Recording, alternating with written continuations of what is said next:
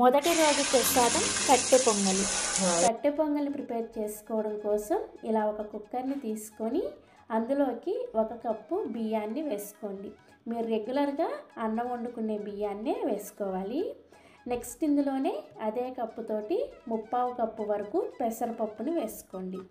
ఇలా బియ్యాన్ని పెసరపప్పుని వేసుకొని వీటిని 1కి 2 సార్లు శుభ్రంగా కడిగేసి ఆ నీళ్ళన్నీ కూడా తీసేసి ఇప్పుడు ఇందులోకి మీరు ఏ కప్పుతో అయితే బియ్యాన్ని అండ్ పెసరపప్పును వేసుకున్నారో అదే కప్పుతోటి 6 కప్పుల నీళ్ళని పోసుకోవాలి. మనకి కట్టి పొంగల్ అనేది బాగా మెత్తగా ఉడికిపోవాలన్నమాట. అందుకోసం కరెక్ట్గా 6 కప్పుల నీళ్ళని వేసుకోండి. నెక్స్ట్ ఇందులోనే రుచికి సరిపడా ఉప్పుని ఒక 15 నుంచి 20 వరకు మిరియాలను వేసుకోండి. తర్వాత ఒక 2 టీ స్పూన్ల వరకు అల్లాన్ని ఇలా ముక్కలుగా కట్ చేసుకొని వేసుకోవాలి. తర్వాత ఇందులోనే 1/2 టీ స్పూన్ దాకా పసుపు, 1 ఇంచి దాల్చిన చెక్కని వేసుకోండి. ఇలా కొద్దిగా దాల్చిన చెక్కని వేసుకొని ఈ కట్టె పొంగల్ని ప్రిపేర్ చేసుకున్నారంటే కట్టె పొంగల్ అనేది మంచి ఫ్లేవర్తో చాలా చాలా చాలా బాగుంటుంది. నెక్స్ట్ ఇందులోనే ఒక 2 యాలకులు, 1 రెమ్మ కరివేపాకు అండ్ 1 టీ స్పూన్ నెయ్యిని వేసుకోండి. ఇలా నెయ్యి వేసుకుంటే మీకు ఈ కట్టె పొంగల్ అనేది చాలా చాలా చాలా టేస్టీగా ఉంటుంది. ఇవన్నీ వేసుకొని ఒకసారి కలుపుకొని ఈ కుక్కర్ మీద మూత పెట్టేసి విజిల్ పెట్టుకొని స్టవ్ మీద పెట్టేసి మీడియం ఫ్లేమ్లో ఒక 5 విజిల్స్ వచ్చేంత వరకు ఉడికించుకోవాలి. మీరు దీన్ని ఎంత మెత్తగా ఉడికించుకుంటే మనకి ఈ కట్టె పొంగల్ అనేది అంత టేస్టీగా ఉంటుందన్నమాట. సో నేను ఇక్కడ మీడియం ఫ్లేమ్లో ఒక 5 విజిల్స్ వచ్చి కుక్కర్ విజిల్కున్న ఆవిరి మొత్తం పోయిన తర్వాత మూత తీసి చూపిస్తున్నాను. చూసారా, మనకి ఈ బియ్యం పప్పు అన్నీ కూడా చక్కగా మెత్తగా ఉడికిపోయాయి. ఇప్పుడు దీన్ని గరిటతో కొంచెం మెత్తగా మ్యాష్ చేసుకోండి. మరీ మెత్తగా పేస్ట్ లాగా చేసుకోవద్దు, కొంచెం మెతుకుగా ఉండేటట్లుగా దీన్ని మ్యాష్ చేసుకోవాలి. సో ఇలా మ్యాష్ చేసుకున్న తర్వాత మనకి ఈ కట్టె పొంగల్ కన్సిస్టెన్సీ అనేది కొంచెం పలచగా ఉంటే మనకి ఇది చల్లారిన తర్వాత కూడా గట్టిపడి ముద్దలు లేకుండా ఉంటుందన్నమాట. అందుకోసం ఇందులోకి వేడి వేడి నీళ్ళని కొంచెం కొంచెం వేసుకుంటూ కన్సిస్టెన్సీని అడ్జస్ట్ చేసుకోండి. మీరు చల్లటి నీళ్ళను వేసుకోకూడదు, వేడి నీళ్ళని మాత్రమే కొద్దిగా వేసుకొని ఈ కట్టె పొంగల్ని కలుపుకోవాలి.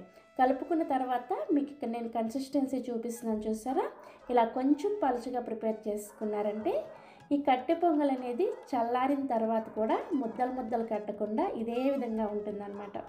సో ఇలా ప్రిపేర్ చేసుకున్న తర్వాత ఇప్పుడు ఈ కట్టె పొంగల్కి తాలింపును పెట్టుకోవాలి. దానికోసం స్టవ్ మీద ఇలా తాలింపు గిన్నెను పెట్టుకొని అందులోకి ఒక 2 టీ స్పూన్ల వరకు నెయ్యిని వేసుకోండి. మీరు ఎంత ఎక్కువగా నెయ్యి వేసుకుంటారో మనకి ఈ ప్రసాదం అనేది అంత టేస్టీగా కుదురుతుందన్నమాట. నెయ్యి వేడైన తర్వాత ఇందులోకి 1 టేబుల్ స్పూన్ వరకు పోపు దినుసులను వేసుకోండి. మినపప్పు, ఆవాలు, శనగపప్పు అండ్ జీలకర్ర ఇవన్నీ కలిపి 1 టేబుల్ స్పూన్ వేసుకోవాలి. వీటిని లో ఫ్లేమ్లో కొద్దిగా ఫ్రై చేసుకోండి. తాలింపు గింజలు కొద్దిగా ఫ్రై అయిన తర్వాత ఇందులోనే ఒక 15 నుంచి 20 వరకు జీడిపప్పు ముక్కలు అండ్ అలానే ఒక 4-5 వరకు పచ్చిమిర్చీలని ఇలా ముక్కలుగా కట్ చేసుకొని వేసుకోవాలి. వేసుకొని వీటిని కూడా ఫ్రై చేసుకోండి. ఇవి కూడా కొద్దిగా ఫ్రై అయిన తర్వాత 2 ఎండుమిర్చిని ఇలా సగానికి ముక్కలుగా కట్ చేసుకొని వేసుకోవాలి. నెక్స్ట్ ఇందులోనే 1/2 టీ స్పూన్ దాకా ఇంగువని తప్పకుండా వేసుకోండి. అప్పుడే మీకు కట్టె పొంగల్ అనేది మంచి ఫ్లేవర్తో చాలా చాలా టేస్టీగా ఉంటుంది.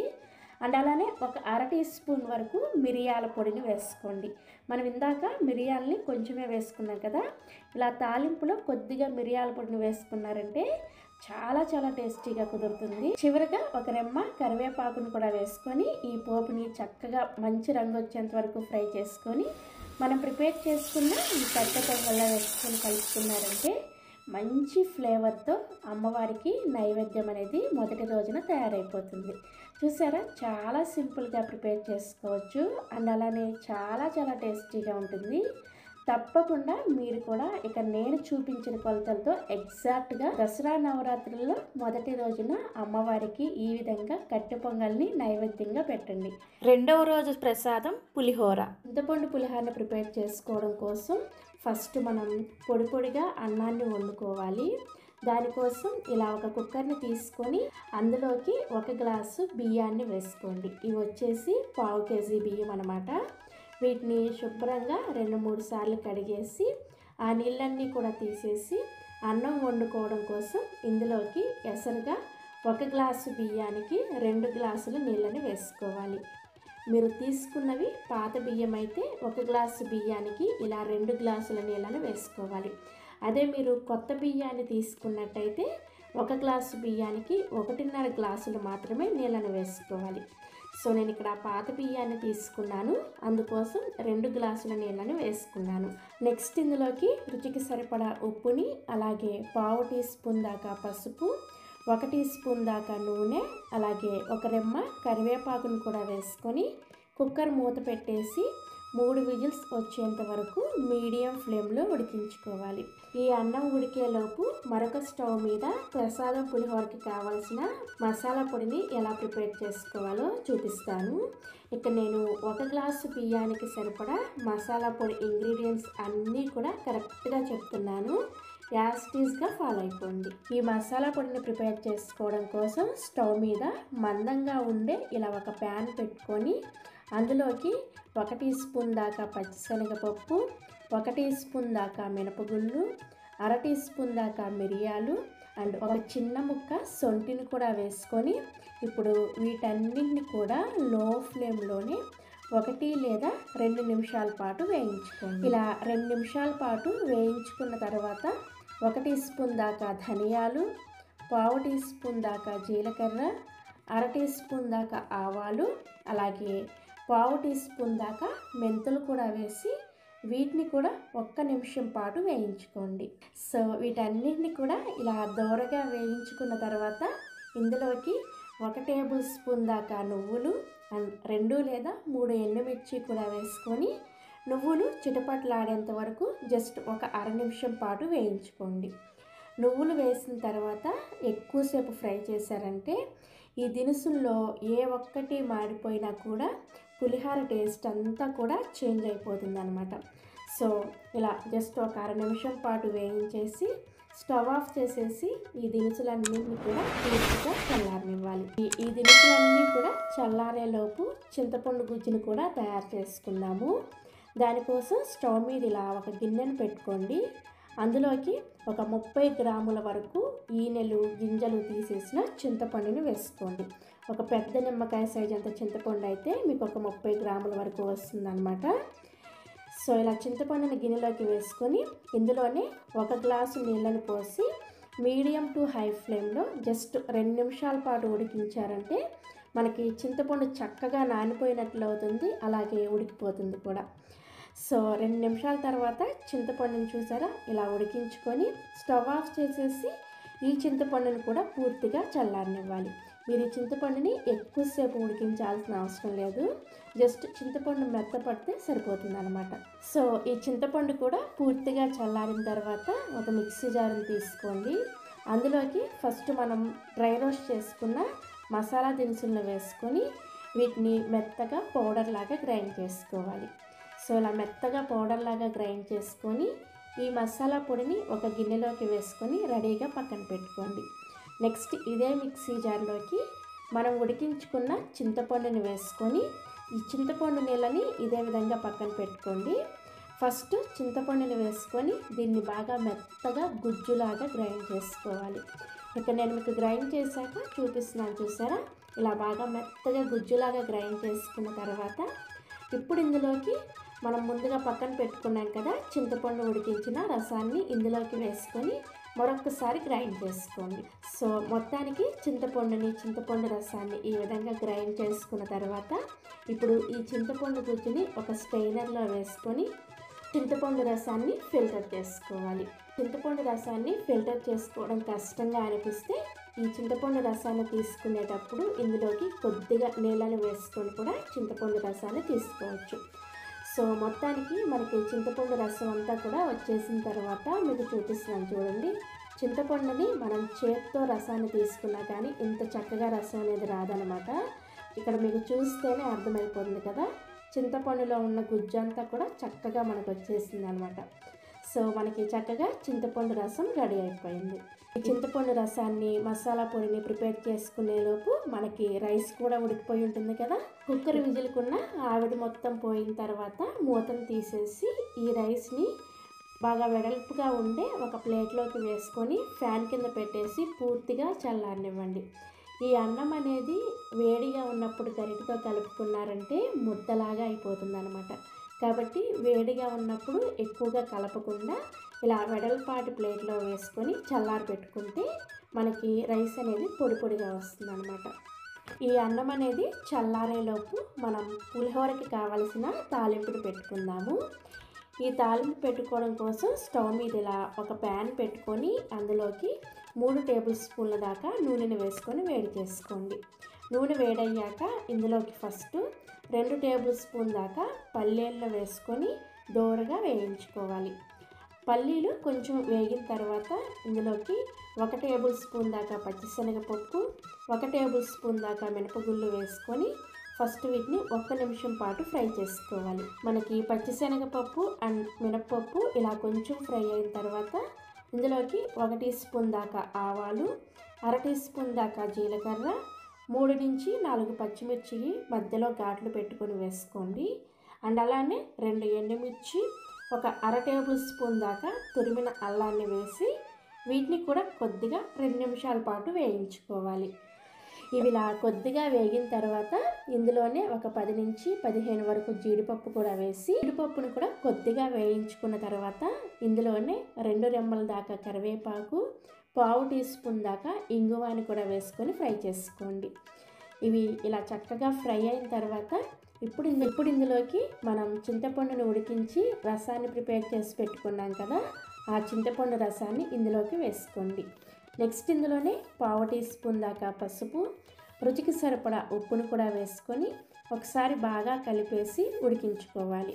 ఈ చింతపండు పులుసు ఉడికేటప్పుడే ఇందులోకి 1 టేబుల్ స్పూన్ వరకు తురుముకున్న బెల్లాన్ని కూడా వేసుకోండి. ఇలా తురుముకున్న బెల్లాన్ని వేసుకొని ఈ చింతపండు పేస్ట్ని ప్రిపేర్ చేసుకుంటే మనకి టేస్ట్ చాలా బాగా వస్తుందండి. సో ఇలా బెల్లాన్ని కూడా వేసుకొని ఒకసారి కలుపుకొని ఈ చింతపండు గుజ్జులో నుంచి నూనె సపరేట్ అయ్యేంత వరకు ఉడికించుకోవాలి. పెద్దగా టైం ఏం పట్టదు, జస్ట్ మనకి 2-3 నిమిషాల్లోనే ఈ చింతగుజ్జులో నుంచి నూనె అనేది సపరేట్ అయిపోతుంది అనమాట.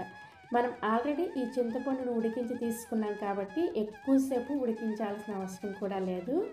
సో మనకి నూనె అనేది ఇలా సపరేట్ అయ్యేటప్పుడు స్టవ్ ఆఫ్ చేసేసి ఈ చింతపండు గుజ్జుని మనం ముందుగా ఉడికించి చల్లారి పెట్టుకొని పొడి పొడిగా చేసుకున్న అన్నంలోకి ఫస్ట్ సగం చింతపండు గుజ్జును వేసుకొని కలుపుకోండి. తర్వాత మిగిలిన సగం చింతపండు గుజ్జును కూడా వేసుకొని చేత్తోనే చక్కగా ఈ గుజ్జంతా కూడా అన్నంలో కలిసేటట్లుగా కలుపుకోండి. మీరు గరిటెతో కలుపుకుంటే ఈ చింతపండు గుజ్జు అనేది సరిగా కలవదనమాట. కాబట్టి ఖచ్చితంగా ఈ విధంగా చేత్తోనే చక్కగా ఈ చింతపండు గుజ్జంతా కూడా అన్నానికి పట్టే విధంగా కలుపుకోవాలి. సో చింతపండు గుజ్జంతా కూడా ఇలా అన్నానికి పట్టించుకుంటే మనం రెగ్యులర్గా ప్రిపేర్ చేసుకునే చింతపండు పులిహోర అనేది రెడీ అయిపోతుంది. కానీ మనకి గుళ్ళో పెట్టే కమ్మనైన ప్రసాదం పులిహోర కావాలంటే మనం ఇందాక ప్రిపేర్ చేసుకున్న మసాలా పొడి అంతా కూడా ఈ చింతపండు పులిహోరలో వేసుకొని కలుపుకున్నారంటే మనకి చాలా కమ్మగా రుచిగా గుళ్ళో పెట్టే కమ్మనైన ప్రసాదం పులిహోర అనేది రెడీ అయిపోతుంది. ఇంకా చింతపండును కూడా నానబెట్టుకున్నానే చాలా ఈజీగా రుచిగా కమ్మగా గుళ్ళో పెట్టే కమ్మనైన ప్రసాదం పులిహోరని ఎలా ప్రిపేర్ చేసుకోవచ్చో మీరు కూడా తప్పకుండా ఈ దేవీ నవరాత్రిలో 2వ రోజున అమ్మవారికి ఈ విధంగా ప్రసాదం పులిహోరని ప్రిపేర్ చేసి అమ్మవారికి నైవేద్యంగా వడ్డించండి. 3వ రోజు ప్రసాదం కొబ్బరన్నం. ఈ కొబ్బరన్నాన్ని ప్రిపేర్ చేసుకోవడం కోసం ఫస్ట్ ఇలా ఒక మిక్సీ జార్ని తీసుకొని అందులోకి ఒక అరచిప్ప పచ్చి కొబ్బరిని ఇలా చిన్న చిన్న ముక్కలుగా కట్ చేసుకొని వేసుకోండి. ఇందులోనే 1/2 గ్లాసు వరకు నీళ్ళని పోసుకొని ఈ కొబ్బరిని బాగా మెత్తగా గ్రైండ్ చేసుకోవాలి. ఇలా గ్రైండ్ చేసుకున్న కొబ్బరి పేస్ట్ని స్టైనర్లో వేసేసి ఈ కొబ్బరి పేస్ట్లో నుంచి కొబ్బరి పాలను తీసుకోండి. ఇలా ఒకసారి చిక్కటి కొబ్బరి పాలను తీసుకున్న తర్వాత మరలా ఈ కొబ్బరి పేస్ట్ని మిక్సీ జార్లోకి వేసుకొని కొద్దిగా నీళ్లు పోసుకొని మరలా ఒకసారి గ్రైండ్ చేసుకొని ఇదే విధంగా కొబ్బరి పాలను తీసుకోవాలి. ఇలా కొబ్బరి పాలను రెడీ చేసుకొని పక్కన పెట్టుకోండి. నెక్స్ట్ ఇలా ఒక కుక్కర్ని తీసుకొని అందులోకి 1 కప్పు దాకా బియ్యాన్ని వేసుకోండి. బియ్యాన్ని శుభ్రంగా కడిగేసి ఇందులోకి మనం ఏ కప్పుతో అయితే బియ్యం వేసుకున్నామో అదే కప్పుతోటి 2 కప్పుల కొబ్బరి పాలను వేసుకోండి. కొబ్బరి పాలు వేసిన తర్వాత ఇందులోకి రుచికి సరిపడా ఉప్పు, 2 టీ స్పూన్ల దాకా నూనె వేసి కుక్కర్ మూత పెట్టేసి మీడియం ఫ్లేమ్లో 2 విజిల్స్ వచ్చేంత వరకు ఉడికించండి. సో కుక్కర్ 2 విజిల్ వచ్చిన తర్వాత స్టవ్ ఆఫ్ చేసేసి కుక్కర్ విజిల్కున్న ఆవిరి మొత్తం కూడా పోయిన తర్వాత మూత తీసేసి చూపిస్తున్నాను చూడండి. మనకి అన్నం చక్కగా ఉడికింది. ఇప్పుడు ఈ అన్నాన్ని ఇలా కొంచెం పొడి పొడిగా చేసుకొని రెడీగా పక్కన పెట్టుకోండి. నెక్స్ట్ స్టవ్ ఆన్ చేసి ఇలా ఒక కడాయిని పెట్టుకొని అందులోకి 2 టేబుల్ స్పూన్ల దాకా నెయ్యిని వేసుకొని కరిగించండి.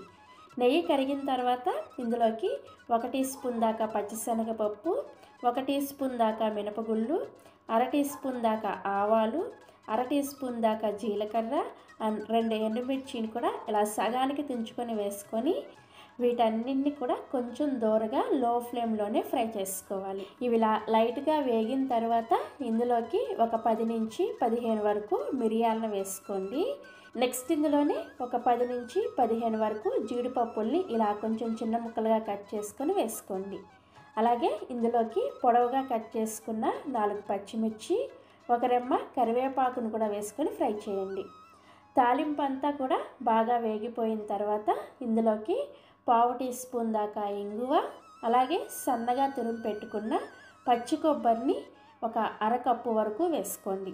మీరు ఏ కప్పుతో బియ్యాన్ని వేసుకున్నారో అదే కప్పుతోటి 1/2 కప్పు వరకు కొబ్బరిని వేసుకోవాలి. సో ఇలా పచ్చి కొబ్బరిని వేసుకున్న తర్వాత ఒక 2 నిమిషాల పాటు లో ఫ్లేమ్లో ఫ్రై చేసుకోండి. సో కొబ్బరి తురుములో ఉన్న పచ్చి వాసన అంతా కూడా పోయేంత వరకు ఫ్రై చేసుకొని ఇందులోకి మనం పొడి పొడిగా ఉడికించుకున్న అన్నాన్ని వేసుకొని ఒక్క 2 నిమిషాల పాటు మీడియం ఫ్లేమ్లో బాగా కలుపుకుంటూ కొంచెం ఫ్రై చేసుకోవాలి. అప్పుడు మనకి తాలింపులో ఉన్న ఫ్లేవర్స్ అన్నీ కూడా ఈ అన్నానికి పడతాయి అన్నమాట. సో ఇలా ఒక 2 నిమిషాల పాటు మీడియం ఫ్లేమ్లో చక్కగా ఫ్రై చేసుకున్నారంటే మనకి ఘుమఘుమలాడుతూ కమ్మని రుచితో కొబ్బరి అన్నం రెడీ అయిపోతుంది. ఇలా 10 నిమిషాల్లో కమ్మగా కొబ్బరి అన్నాన్ని చేసుకొని అమ్మవారికి 3వ రోజున ప్రసాదంగా పెట్టండి. 4వ రోజు ప్రసాదం అల్లం గారెలు. గారెలు ప్రిపేర్ చేయడానికి నేను ఇక్కడ ఒక 6 గంటల ముందే 1/2 కేజీ పొట్టు మినపప్పును నానబెట్టుకొని తీసుకున్నాను. మీరు ఈ పొట్టు మినపప్పు ప్లేస్లో నార్మల్గా యూస్ చేసుకునే మినపగుళ్ళు అయినా సరే తీసుకోవచ్చు. మీరు మినపగుళ్ళు తీసుకుంటే ఒక 3-4 గంటల సేపు నానబెట్టుకుంటే సరిపోతుంది. ఇలా పొట్టు ఉన్న మినపప్పు అయితే కనీసం ఒక 5-6 గంటల సేపు నానబెట్టుకోవాలి. ఇలా పొట్టు ఉన్న మినపప్పు అయితే గారెల రుచి అనేది చాలా చాలా బాగుంటుంది.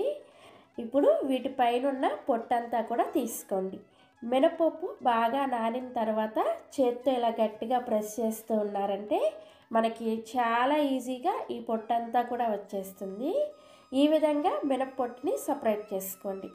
అయితే నేను ఇక్కడ మినపప్పు మీద ఉన్న పొట్టుని పూర్తిగా తీయలేదు. ఒక 10% పొట్టుని అలానే ఉంచేసాను అనమాట. ఇలా కొంచెం పొట్టు ఉంచుకొని గారెలు ప్రిపేర్ చేసుకున్నారంటే చాలా చాలా రుచిగా ఉంటాయి. మీరు కావాలంటే మొత్తం పొట్టుని కూడా తీసేసుకోవచ్చు. ఇప్పుడు ఈ మినపప్పుని మిక్సీ జార్లోకి వేసుకొని ఇందులోకి రుచికి సరిపడా ఉప్పుని వేసుకోండి. అండ్ అలానే 2 ఇంచుల దాకా అల్లాన్ని, ఒక 2 నుంచి 3 వరకు పచ్చిమిర్చి, 2 టేబుల్ స్పూన్ల దాకా నీళ్ళని వేసుకొని బాగా మెత్తగా గ్రైండ్ చేసుకోవాలి. మీరు ఈ పిండిని గ్రైండ్ చేసుకోవడానికి ఎక్కువ నీళ్ళని వేసుకోకూడదు. ఎంత వీలైతే అంత తక్కువ నీళ్ళని వేసుకొని పిండిని గట్టిగా గ్రైండ్ చేసుకోవాలి. సో ఇక్కడ నేను మీకు గ్రైండ్ చేసిన తర్వాత చూపిస్తున్నాను చూసారా, మనకి కన్సిస్టెన్సీ అనేది ఈ విధంగా ఉండాలన్నమాట. మీరు పిండిలో మరీ ఎక్కువగా నీళ్ళను వేసుకొని గ్రైండ్ చేసుకున్నారంటే పిండి అనేది పలచనైపోయిందంటే మీకు గారెల షేప్ అనేది సరిగా రాదనమాట.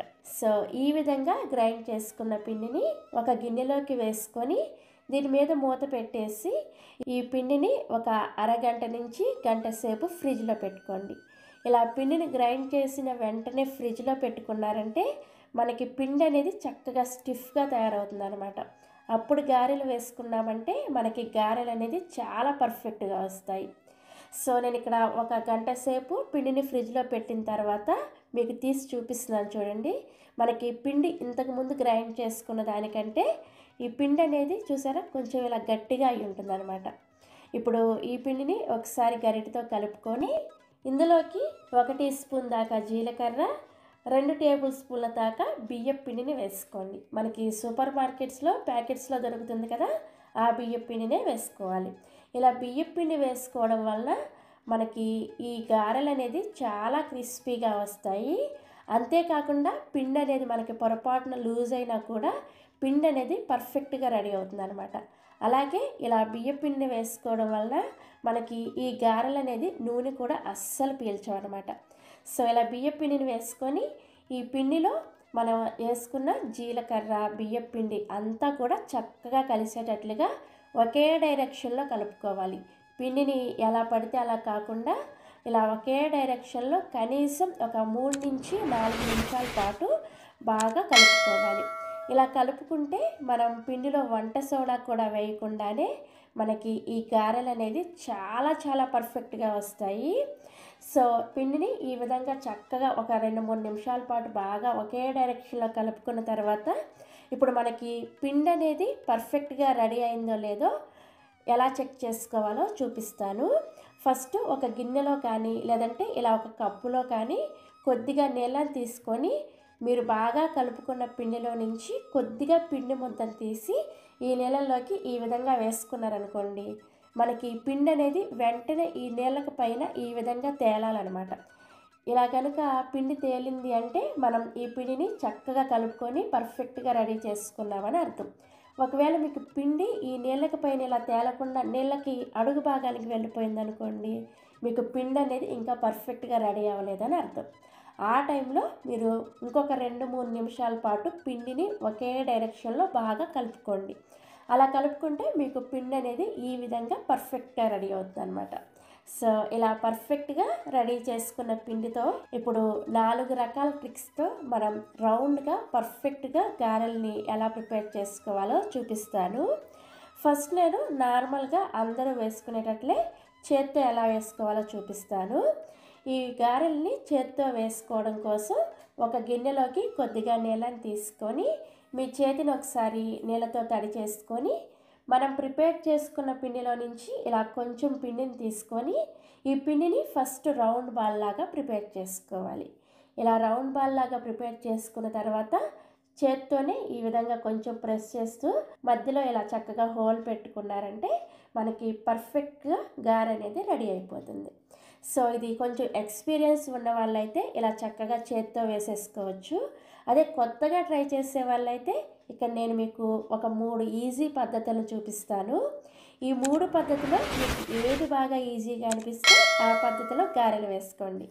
ఇలా చేత్తో ప్రిపేర్ చేసుకున్న గారెల కంటే కూడా నేను ఇప్పుడు చూపించబోయే 3 పద్ధతుల్లో ఏదో ఒక పద్ధతిలో కనుక గారెలు వేసుకున్నారంటే చాలా పర్ఫెక్ట్గా రౌండ్గా వస్తాయి అన్నమాట.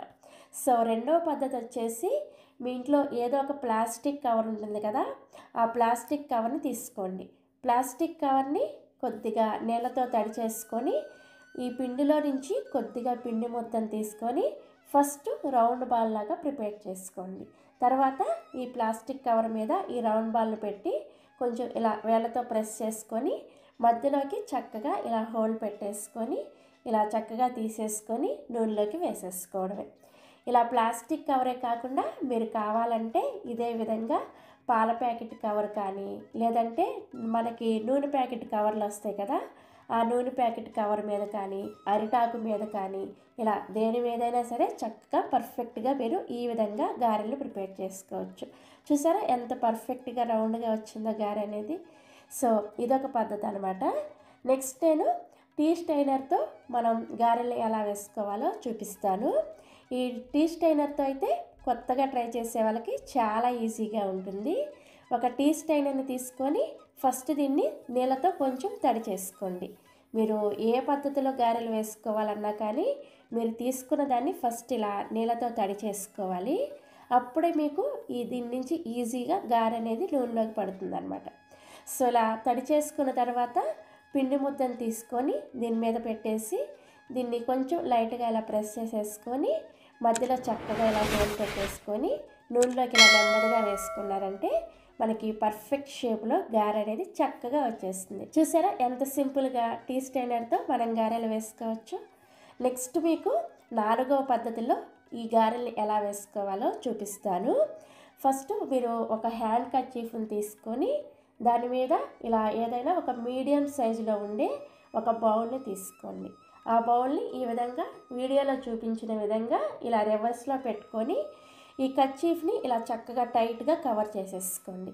ఈ అంతా కూడా కర్చీఫ్ని ఒక దగ్గరికి తెచ్చేసుకొని ఇలా టైట్గా కవర్ చేసేసుకున్న తర్వాత ఇప్పుడు ఈ గిన్నెకి ఈ పై భాగం ఉంది కదా, ఈ పై భాగం అంతా కూడా నీళ్ళతో చక్కగా తడి చేసుకోండి. సో ఇలా చక్కగా తడి చేసుకున్న తర్వాత మనం ప్రిపేర్ చేసుకున్న గారెల పిండిలో నుంచి కొద్దిగా పిండి ముద్దను తీసుకొని దాన్ని ఫస్ట్ రౌండ్ బాల్ లాగా ప్రిపేర్ చేసుకొని తర్వాత దీని మీద ఈ బాల్ని పెట్టేసి ఇలా చక్కగా రౌండ్ షేప్లో గారెని ప్రిపేర్ చేసుకొని మధ్యలో ఇలా హోల్ పెట్టుకొని నెమ్మదిగా నూనెలోకి వేసుకోండి. చాలా ఈజీగా ఉంది కదా, ఈ పద్ధతి అయితే చాలా పర్ఫెక్ట్గా వస్తుంది. సో ఈ 4 పద్ధతుల్లో ఏదో ఒక రకంగా మీరు గారెలు ప్రిపేర్ చేసుకోండి, చాలా రౌండ్ షేప్లో వస్తాయి. నేను ఇక్కడ చూపించిన 4 పద్ధతుల్లో మీకు ఏ పద్ధతి ఈజీగా అనిపించిందో కింద కామెంట్ సెక్షన్లో నాతో షేర్ చేసుకోవడం మర్చిపోవద్దు. సో గారెల్ని 4 పద్ధతుల్లో ఎలా ప్రిపేర్ చేసుకోవాలో చూసారు కదా. ఇప్పుడు గారెల్ని ఫ్రై చేసుకోవడం కోసం స్టవ్ మీద కడాయిలోకి డీప్ ఫ్రైకి సరిపడా నూనెను పోసుకొని వేడి చేసుకోండి. నూనె వేడైన తర్వాత మంటని మీడియం ఫ్లేమ్లోకి పెట్టుకొని ఇందాక నేను చూపించినట్లే మీకు ఏ పద్ధతి నచ్చితే ఆ పద్ధతిలో గారెల్ని నూనెలోకి నెమ్మదిగా వేసుకోండి. ఇలా హ్యాండ్ కర్చీఫ్ పద్ధతి కానీ లేదంటే టీ స్టైనర్ కానీ హ్యాండ్తో కానీ లేదంటే మనం నార్మల్గా ప్లాస్టిక్ కవర్ మీద కూడా వేసి చూపించాను కదా, అలా కానీ ఏ పద్ధతిలో వేసుకున్నా కానీ గారెలు చాలా పర్ఫెక్ట్గా రౌండ్గా వస్తాయి అన్నమాట. సో ఇలా గారెల్ని వేసుకొని మంటని మీడియం ఫ్లేమ్లోనే ఉంచుకొని ఈ గారెల్ని చక్కగా మంచిగా గోల్డెన్ కలర్ వచ్చేంత వరకు ఫ్రై చేసుకోవాలి. మీరు మంటని లో ఫ్లేమ్లో పెట్టుకొని ఫ్రై చేసుకుంటే గారెల నూనెని పీల్చేస్తాయన్నమాట. అదే హై ఫ్లేమ్లో పెట్టుకున్నారంటే ఈ గారెల పైన చక్కగానే రంగు వస్తాయి కానీ లోపల పచ్చి పచ్చిగా పిండిలాగా ఉండిపోతాయి అన్నమాట. అందుకని మీడియం ఫ్లేమ్లోనే చక్కగా ఈవెన్గా లోపల వరకు కూడా గారె అనేది ఉడికేంత వరకు ఫ్రై చేసుకోవాలి. సో ఇలా చక్కగా గారె ఉడికిన తర్వాత సర్వింగ్ ప్లేట్లోకి తీసుకోండి. చూసారా గారె అనేది ఎంత పర్ఫెక్ట్ షేప్లో ఎంత బాగా వచ్చిందో. దీంట్లో మనం వంట సోడా కూడా వేసుకోలేదు, అలాగే మిక్సీలో వేసిన పిండితో వేసిన గారె అనేది ఎంత పర్ఫెక్ట్గా వచ్చింది చూసారా. ఇదే విధంగా మిగిలిన పిండితో కూడా మీరు చక్కగా గారెలు వేసుకోండి. సో గారెలు చూసారా చక్కగా బూరెల్లాగా పొంగాయి కదా. సో ఇలా పర్ఫెక్ట్గా రౌండ్ షేప్లో క్రిస్పీగా చాలా రుచిగా ఉండే అల్లం గారెల్ని వేసి దసరా నవరాత్రుల్లో 4వ రోజున అమ్మవారికి నైవేద్యంగా సమర్పించండి. చాలా చాలా టేస్టీగా ఉంటాయి. మీరు టిఫిన్లోకైనా సరే ఈ విధంగా ప్రిపేర్ చేసుకొని చక్కగా పల్లీ చట్నీతో సర్వ్ చేసుకున్నారంటే చాలా చాలా టేస్టీగా ఉంటాయి. 5వ రోజు ప్రసాదం దద్దోజనం. ఈ దద్దోజనాన్ని ప్రిపేర్ చేసుకోవడం కోసం ఫస్ట్ ఇలా ఒక కుక్కర్ని తీసుకొని అందులోకి 1 గ్లాసు బియ్యాన్ని వేసుకోండి. ఇప్పుడు ఈ బియ్యాన్ని శుభ్రంగా కడిగేసి ఇందులోకి ఏ కప్పుతో అయితే బియ్యాన్ని వేసుకున్నారో అదే కప్పుతోటి 2.5 కప్పుల నీళ్ళని వేసుకోండి. సో ఇలా 2.5 కప్పుల నీళ్ళను వేసుకొని కుక్కర్ మూత పెట్టేసి మీడియం ఫ్లేమ్లో 4 విజిల్స్ వచ్చేంత వరకు ఉడికించుకోవాలి. ఈ దద్దోజనం కోసం అన్నాన్ని కొంచెం మెత్తగానే వండుకోవాలి. దానికోసం ఇలా 4 విజిల్స్ వచ్చి కుక్కర్ విజిల్కున్న ఆవిరి మొత్తం పోయిన తర్వాత మూత తీసి చూపిస్తున్నాను చూసారా. మనకి అన్నం అనేది ఇలా చక్కగా మెత్తగా ఉడికి ఉంటుంది. ఇప్పుడు ఈ అన్నం అనేది వేడిగా ఉన్నప్పుడే గరిటెతోటి ఇలా కొంచెం మ్యాష్ చేసుకోండి. ఇలా మ్యాష్ చేసుకుంటే అన్నం మనకి చక్కగా మెత్తగా వచ్చేస్తుంది అనమాట.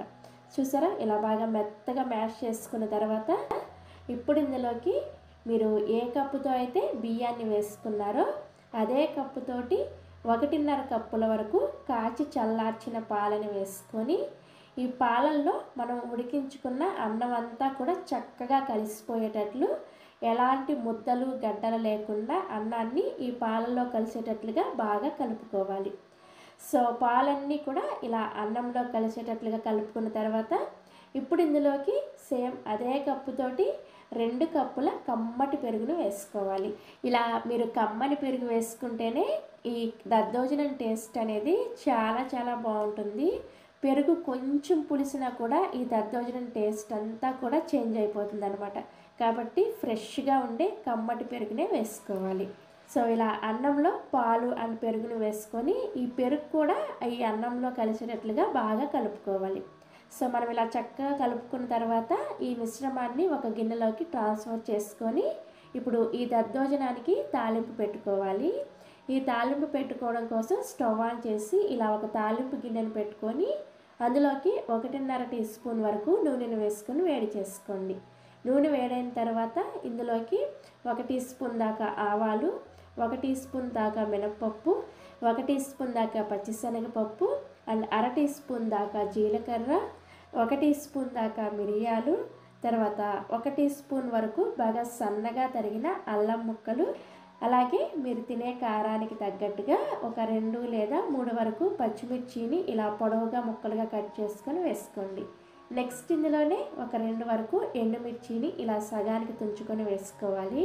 అలాగే ఒక రెమ్మ కరివేపాకును కూడా వేసుకొని ఈ పోపు దినుసులు ఇవన్నీ కూడా చక్కగా ఫ్రై అయ్యేంత వరకు లో ఫ్లేమ్లోనే ఫ్రై చేసుకోవాలి. సో మనకి తాలింపు ఇలా చక్కగా ఫ్రై అయిన తర్వాత స్టవ్ ఆఫ్ చేసేసి చివరిగా ఇందులోకి 1/4 టీ స్పూన్ అంతా ఇంగువాని కూడా వేసుకొని కలుపుకోండి.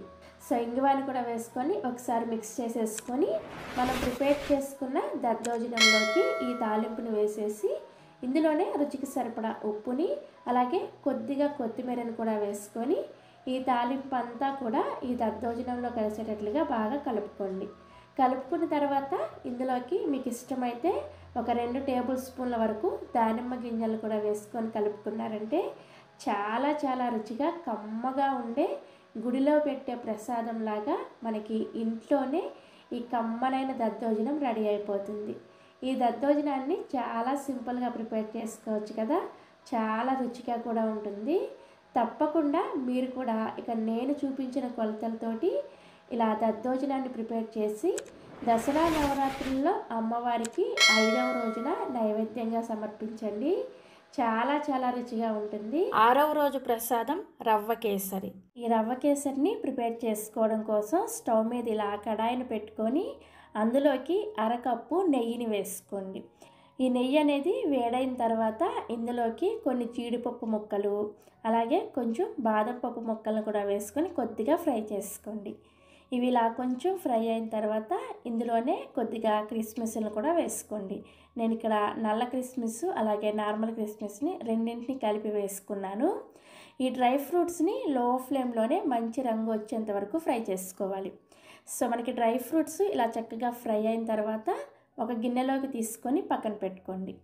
నెక్స్ట్ ఇదే నెయ్యిలోకి 1/2 కప్పు వరకు బొంబాయి రవ్వను వేసుకోండి. దీన్నే ఉప్మా రవ్వ, సూజీ అని కూడా అంటారు. మీరు ఇవన్నీ కొలుచుకోవడానికి ఒకే గిన్నెను కానీ గ్లాసును కానీ సెట్ చేసుకోండి. అప్పుడే మీకు ఈ రవ్వ కేసరి అనేది పర్ఫెక్ట్గా కుదురుతుంది అనమాట.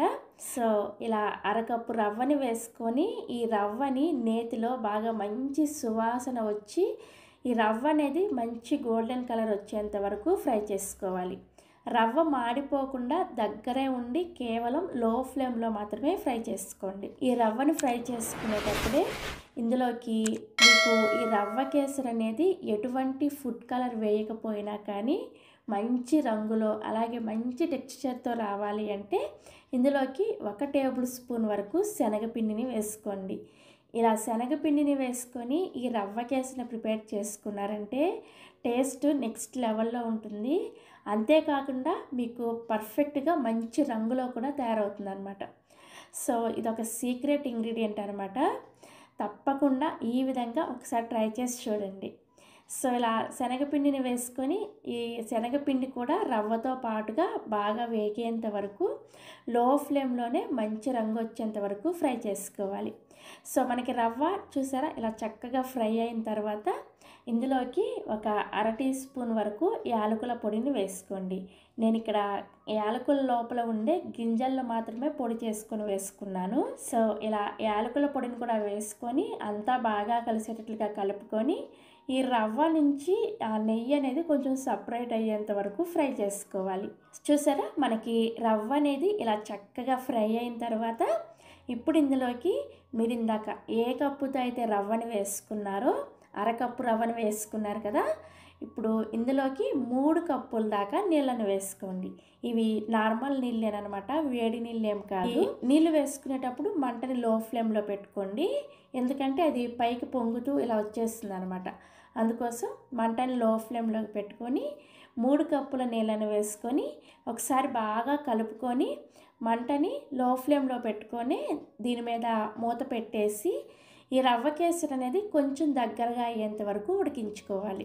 జస్ట్ మనకి 2-3 నిమిషాలకే చక్కగా ఉడికిపోతుంది. సో ఒక 3 నిమిషాల తర్వాత మీకు మూత తీసి చూపిస్తున్నాను, చూసారా? మనకి రవ్వ కేసరి అనేది ఇలా కొంచెం దగ్గర పడిన తర్వాత ఒకసారి కలుపుకొని ఇందులోకి 1 టేబుల్ స్పూన్ దాకా నేను ఇక్కడ వేడి వేడి నీళ్ళలో కొద్దిగా కుంకుమ పువ్వును వేసుకొని నానబెట్టుకున్నాను. ఆ కుంకుమ పువ్వు నీళ్ళని ఇందులోకి వేసుకుంటున్నాను.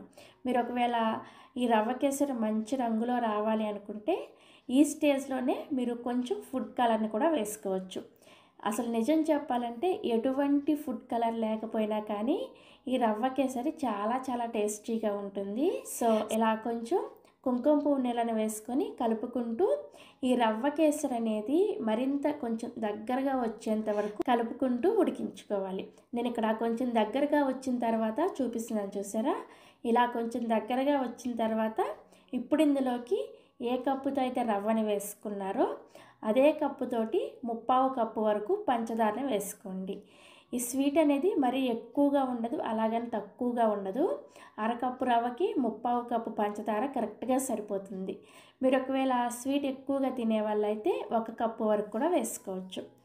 సో ఇలా పంచదారని వేసుకొని బాగా కలుపుకుంటూ ఇందులోకి మనం ముందుగా ఫ్రై చేసుకున్న డ్రై ఫ్రూట్స్ని కూడా వేసుకొని కలుపుకుంటూ ఈ రవ్వ కేసరి అనేది దగ్గర పడేంత వరకు ఉడికించుకోవాలి. మంటని లో టు మీడియంకి అడ్జస్ట్ చేసుకుంటూ ఈ రవ్వ కేసరి అనేది దగ్గర పడేంత వరకు ఉడికించుకోండి. నేను ఇక్కడ ఈ కన్సిస్టెన్సీ అనేది కొంచెం దగ్గరగా వచ్చిన తర్వాత చూపిస్తాను. సో చూసారా, మనకి ఈ రవ్వ కేసరి అనేది ఇలా చక్కగా దగ్గరగా అయిన తర్వాత స్టవ్ ఆఫ్ చేసేసి దీని మీద మూత పెట్టేసి 1-2 నిమిషాల పాటు అలా వదిలేసేయండి. అప్పుడు మనకి రవ్వ కేసరి చక్కగా సెట్ అయిపోతుంది అనమాట. సో 2 నిమిషాల తర్వాత మూత తీసి మీకు చూపిస్తున్నాను, చూసారా ఎంత పర్ఫెక్ట్గా ఈ రవ్వ కేసరి తయారైందో. మీరు కూడా తప్పకుండా ఈ కొలతలతోటి రవ్వ కేసరిని ట్రై చేసి చూడండి. చల్లారిన తర్వాత కూడా మీకు ఎలాంటి గడ్డలు కట్టకుండా చాలా పర్ఫెక్ట్గా ఉంటుంది. ఒకవేళ మీకు చల్లారిన తర్వాత ఈ రవ్వ కేసరి ఏమైనా గట్టిగా అనిపిస్తే కొంచెం ఒక 30 సెకండ్ల పాటు స్టవ్ మీద ఈ కడాయిని పెట్టుకొని వేడి చేసుకొని అప్పుడు సర్వ్ చేసుకోండి. చాలా పర్ఫెక్ట్గా ఉంటుంది. ఇక్కడ మీకు చూస్తేనే అర్థమైపోతుంది మనకి రవ్వ కేసరి అనేది ఎంత పర్ఫెక్ట్గా వచ్చిందో. నేను చెప్పాల్సిన అవసరం కూడా లేదు. చాలా సాఫ్ట్గా వచ్చింది అండ్ రుచి కూడా చాలా చాలా బాగుంది. సో ఇలా చక్కగా కమ్మని రుచితో నోట్లో పెట్టుకోగానే కరిగిపోయే ఈ రవ్వ కేసరిని దసరా నవరాత్రుల్లో 6వ రోజున నైవేద్యంగా చేసి అమ్మవారికి సమర్పించండి. చాలా చాలా రుచిగా ఉంటుంది. 7వ రోజున ప్రసాదం కదంబం.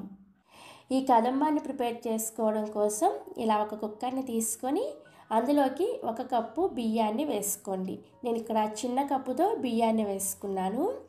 నెక్స్ట్ ఇందులోనే అదే కప్పుతోటి 3/4 కప్పు వరకు కందిపప్పును కూడా వేసుకోవాలి. వీటిని 2-3 సార్లు శుభ్రంగా కడిగేసి ఇప్పుడు ఇందులోకి ఎసరుని పోసుకోవాలి. మనం బియ్యాన్ని 1 కప్పు అలాగే కందిపప్పును 3/4 కప్పు తీసుకున్నాం కదా, ఈ రెండింటికి సరిపడా 4 కప్పుల నీళ్ళని వేసుకోండి. ఇందులోనే రుచికి సరిపడా ఉప్పుని అలాగే 1/4 టీ స్పూన్ దాకా పసుపును కూడా వేసుకొని ఒకసారి కలుపుకొని కుక్కర్ మూత పెట్టేసి విజిల్ పెట్టుకొని రైస్ని అలాగే కందిపప్పుని మీడియం ఫ్లేమ్లో ఒక 5 విజిల్స్ వచ్చేంత వరకు ఉడికించుకోవాలి. మనకి బియ్యం అలాగే కందిపప్పు అనేది బాగా మెత్తగా ఉడికిపోవాలన్నమాట. అందుకోసం 5 విజిల్స్ వచ్చేంత వరకు ఉడికించుకోండి. ఈ అన్నం పప్పు ఉడికే లోపల మనం కూరగాయ ముక్కలను కూడా ఉడికించేసుకోవచ్చు. దానికోసం వేరొక స్టవ్ మీద ఇలా ఒక కడాయిని పెట్టుకొని అందులోకి మీకు అవైలబుల్గా ఉన్న వెజిటేబుల్స్ని అన్నీ కూడా కొంచెం కొంచెం వేసుకోండి. నేను ఇక్కడ 5 మునక్కాడ ముక్కలు, 3 బెండకాయల ముక్కలు, అలాగే ఒక మీడియం సైజ్ క్యారెట్ ముక్కలు, గింజలు తీసేసిన దోసకాయ ముక్కలు కొద్దిగా, అలాగే ఒక మీడియం సైజ్ బంగాళాదుంప ముక్కలు, ఒక మీడియం సైజ్ టమోటా ముక్కలు, 1 టీ స్పూన్ దాకా బఠానీ వేసుకున్నాను. మీరు ఇక్కడ ఇవే వెజిటేబుల్స్ తీసుకోవాలనేమీ లేదు. మీరు గుమ్మడికాయ ముక్కల్ని వేసుకోవచ్చు, సొరకాయ ముక్కల్ని వేసుకోవచ్చు, అలాగే స్వీట్ పొటాటో ఉంటాయి కదా, వాటినైనా సరే వేసుకోవచ్చు. మీకు అవైలబుల్గా ఉండే వెజిటేబుల్స్ ఏవైనా సరే అన్నీ కూడా కొద్ది కొద్దిగా వేసుకోండి. సో ఇలా కూరగాయ ముక్కలన్నీ కూడా వేసుకున్న తర్వాత ఇప్పుడు వీటిని ఉడికించుకోవడం కోసం ఈ కూరగాయ ముక్కలు మునిగేంత వరకు నీళ్ళను పోసుకోవాలి. నేను ఇక్కడ 1.5 కప్పు వరకు నీళ్ళను వేసుకున్నాను. ఇందులోనే రుచికి సరిపడా ఉప్పుని అలాగే పావు టీ స్పూన్ దాకా పసుపును కూడా వేసుకొని ఒకసారి కలుపుకోండి. ఇలా కలుపుకున్న తర్వాత మూత పెట్టేసి ఈ కూరగాయ ముక్కలు అనేది ఉడికేంత వరకు ఫ్లేమ్లో ఉడికించుకోవాలి. పెద్దగా టైం ఏం పట్టదు, మనకి ఒక 3-4 నిమిషాలకే కూరగాయ ముక్కలు చక్కగా ఉడికిపోతాయి. మీరు కావాలంటే ఈ కూరగాయ ముక్కల్ని విడిగా కుక్కర్లోకి ఉడికించుకొని కూడా తీసుకోవచ్చు.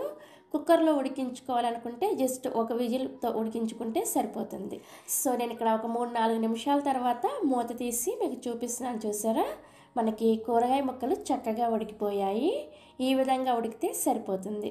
ఇప్పుడు ఇందులోకి ఒక పెద్ద నిమ్మకాయ సైజ్ అంతా చింతపండు నుంచి తీసిన చింతపండు రసాన్ని వేసుకోండి. చూసుకొని వేసుకోండి, మీరు ఎంతవరకు పులుపు తినగలరో చూసుకొని వేసుకోవాలి.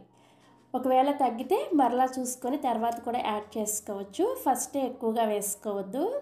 సో ఇలా చింతపండు రసాన్ని కూడా వేసుకున్న తర్వాత ఇప్పుడు ఈ పులుపుని బ్యాలెన్స్ చేయడం కోసం ఇందులోకి 1 టీ స్పూన్ దాకా తురిమిన బెల్లాన్ని వేసుకోండి.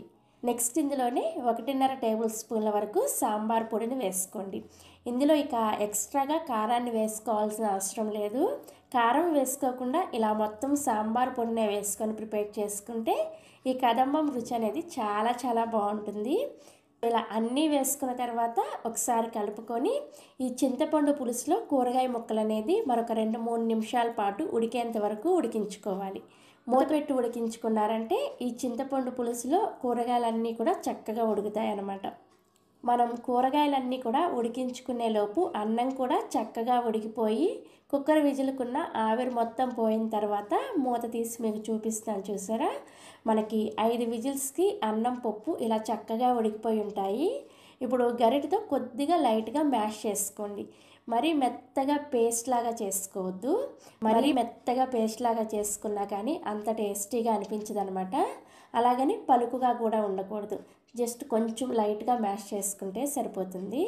సో ఇలా కొంచెం లైట్గా మ్యాష్ చేసుకున్న తర్వాత మనం ఇక్కడ ఆల్రెడీ చింతపండు పులుసులో కూరగాయ ముక్కలు ఉడికించుకుంటున్నాం కదా, 2 నిమిషాల పాటు ఉడికించుకొని ఇప్పుడు ఇందులోకి మనం ఉడికించి మెత్తగా మ్యాష్ చేసుకున్న అన్నం అలాగే కందిపప్పు మిశ్రమాన్ని ఇందులోకి వేసుకోండి. వేసుకొని ఈ అన్నం పప్పు మిశ్రమం అంతా కూడా ఈ కూరగాయ ముక్కల్లో కలిసేటట్లుగా బాగా కలుపుకోవాలి. కలుపుకున్న తర్వాత మనకి ఈ కదంబం అనేది కొంచెం మీడియంగా పలుచగా ఉంటుంది అనమాట. మరీ పలుచగా ఉన్న టేస్ట్గా ఉండదు, అలాగని మరీ తిక్కుగా ఉన్నా కానీ బాగోదన్నమాట.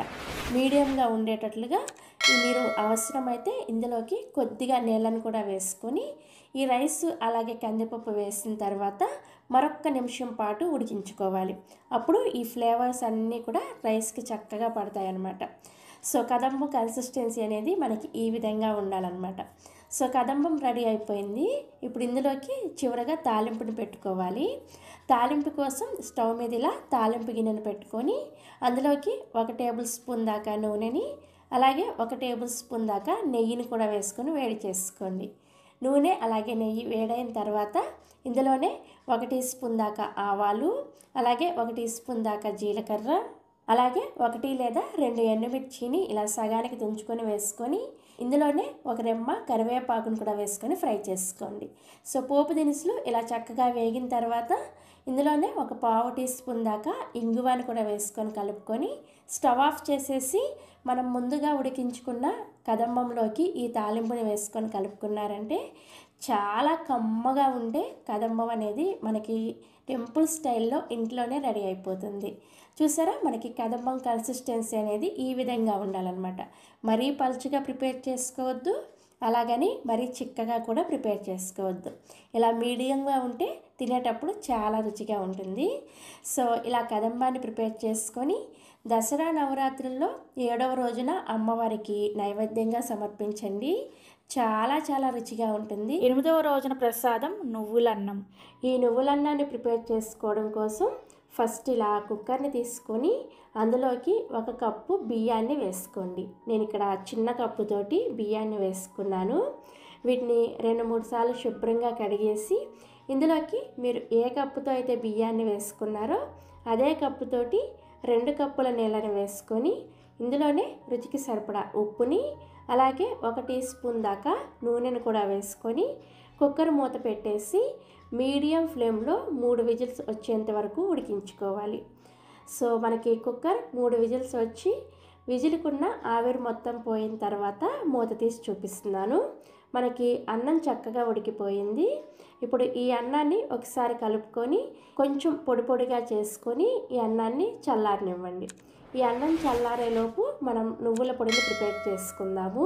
ఈ నువ్వుల పొడిని ప్రిపేర్ చేసుకోవడం కోసం స్టవ్ ఆన్ చేసి ఇలా ఒక కడాయిని పెట్టుకొని అందులోకి 1 టేబుల్ స్పూన్ వరకు పల్లీలను వేసుకొని వీటిని లో టు మీడియం ఫ్లేమ్లో కొద్దిగా లైట్గా రంగు వచ్చేంత వరకు ఫ్రై చేసుకోవాలి.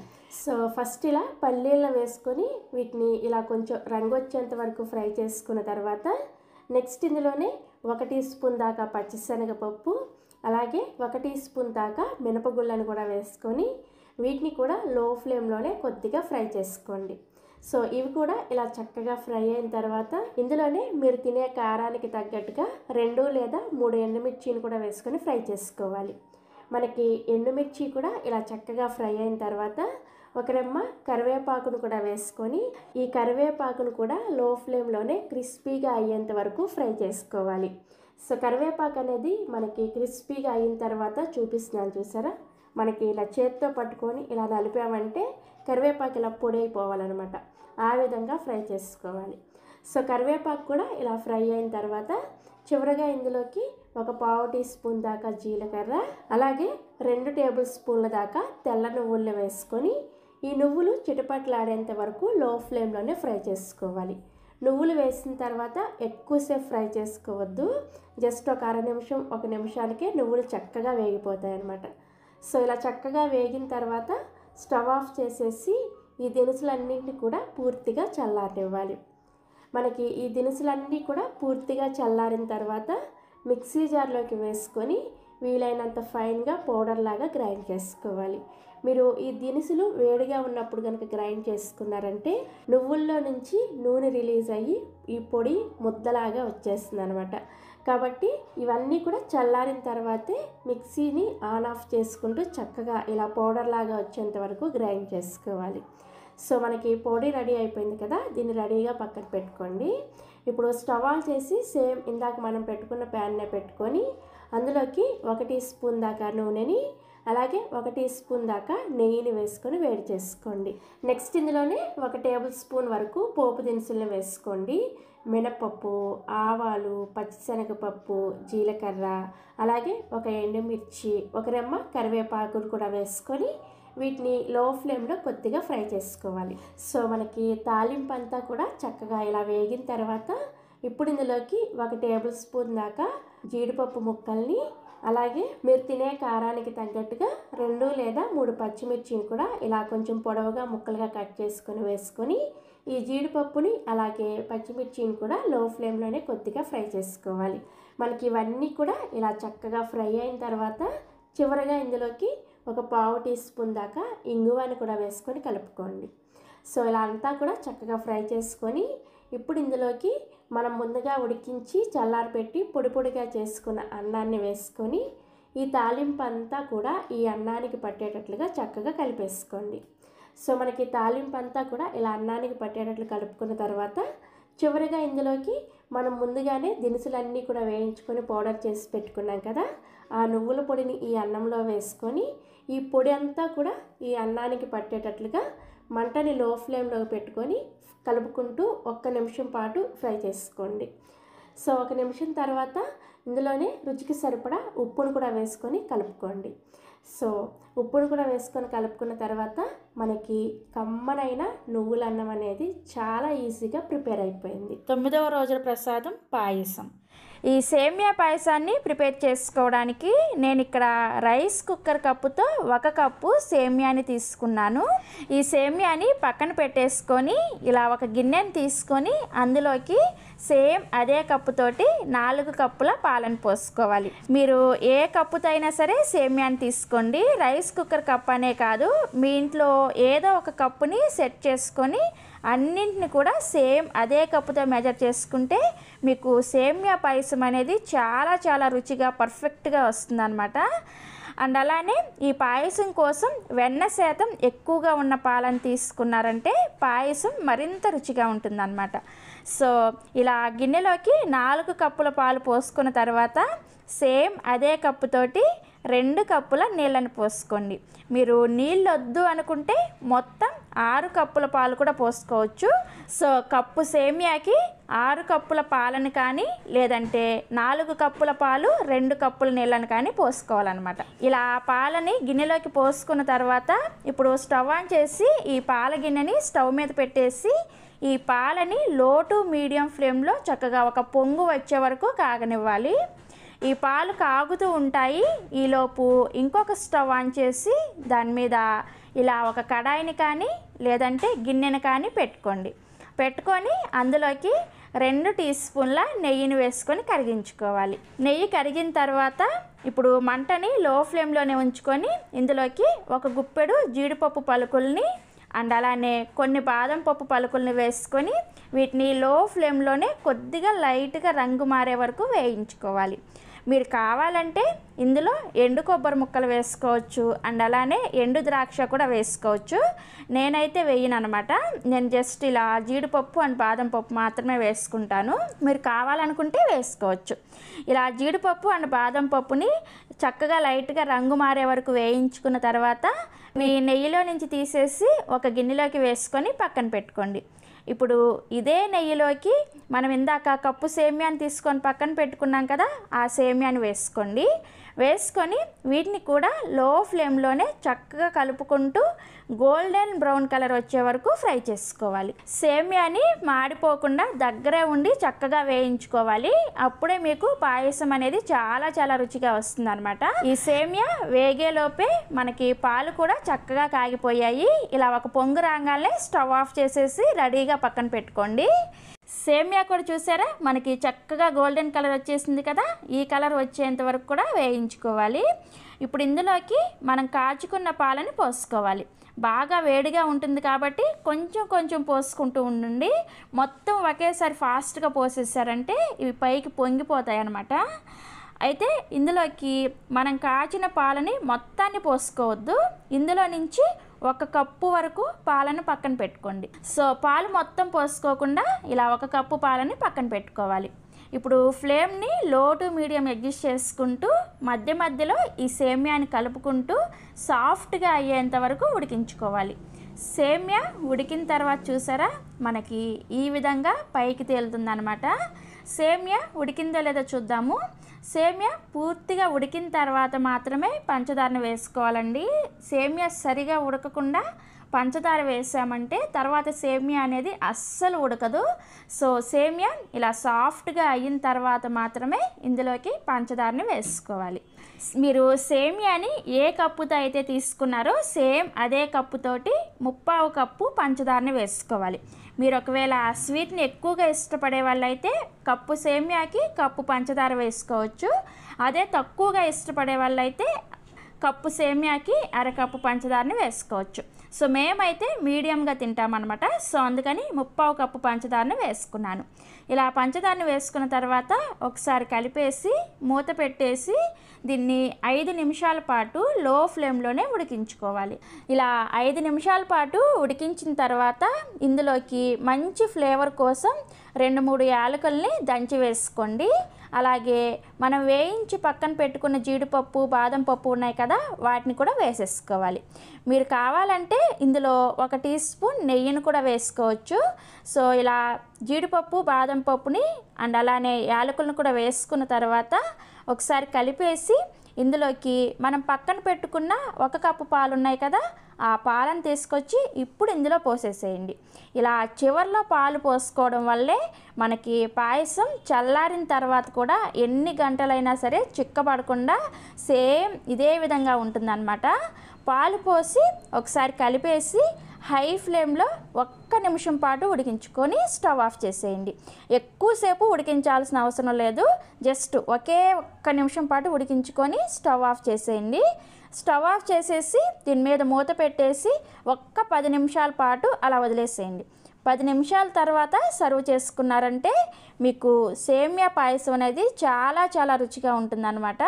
సో 10 నిమిషాల తర్వాత మూత తీసి మీకు చూపిస్తున్నాను, చూసారా? మనకి సేమియా పాయసం కొద్దిగా దగ్గర పడింది కదా. సేమ్ ఎన్ని గంటలైనా సరే సేమియా పాయసం ఈ ప్రాసెస్లో చేశారంటే అస్సలు చిక్కబడకుండా చాలా చాలా రుచిగా వస్తుంది. తప్పకుండా మీరు కూడా ఒకసారి ట్రై చేసి చూడండి. ఈ సేమియా పాయసాన్ని ప్రిపేర్ చేసుకోవడానికి కూడా పెద్దగా టైం ఏం పట్టదు, అండ్ టేస్ట్ అయితే చాలా చాలా బాగుంటుంది. ట్రై చేస్తారు కదా? ట్రై చేసిన తర్వాత టేస్ట్ ఎలా అనిపించిందో కింద కామెంట్ సెక్షన్లో నాతో షేర్ చేసుకోండి. అలాగే ఈ సేమియా పాయసం రెసిపీ మీకు నచ్చితే ఒక లైక్ చేసి మీ ఫ్రెండ్స్కి రిలేటివ్స్కి కూడా షేర్ చేయండి. మరిన్ని యమ్మీ అండ్ టేస్టీ రెసిపీస్ కోసం పెండెమ్స్ కిచెన్ని సబ్స్క్రైబ్ చేసుకోండి అండ్ పక్కనే వచ్చిన గంట సింబల్లో ఆల్ అనే ఆప్షన్ నొక్కండి. Thanks for watching.